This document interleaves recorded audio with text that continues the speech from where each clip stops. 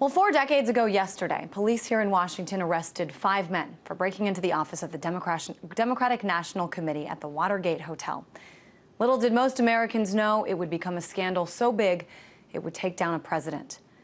At the time, though, those arrests happened with little fanfare. And soon after President Nixon was reelected, it's what slowly unraveled after his reelection that led to what we now simply call Watergate, otherwise known as the worst political scandal in history.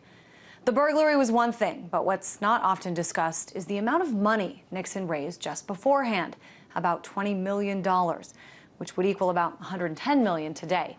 Much of that from large corporations, illegally, and all of it done so early on to avoid disclosure rules that would soon go into effect.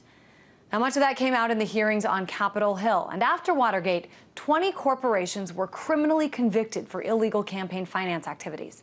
Congress then passed sweeping legislation, campaign finance reforms, that would remain in place for years.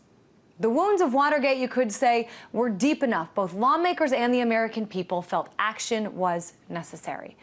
But fast forward to today, and many of those lessons have been forgotten. The law is not only done away with, but made much worse by the Supreme Court decision in the case of Citizens United. President Obama criticized it, and for once, Senator John McCain agreed. Here he is on NBC's Meet the Press. I think there will be scandals as associated with the worst decision of the United States Supreme Court in the 21st century. Uninformed, arrogant, naive. Those are harsh words, and as we reflect on the Watergate anniversary and how far we've come since then, I think the better question is to ask, what have we learned? Some would argue nothing at all. Dan Egan of the Washington Post writes, 4 decades later, there's little need for furtive fundraising or secret handoffs of cash.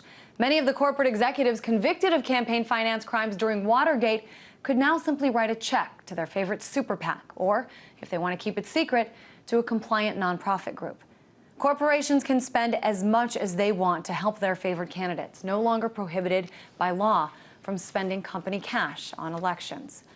Now, Watergate gave us a few things. The first and only president to resign from office, a bright light shone on hardcore reporting and investigative journalism, like work done by Washington Post reporters Bob Woodward and Carl Bernstein.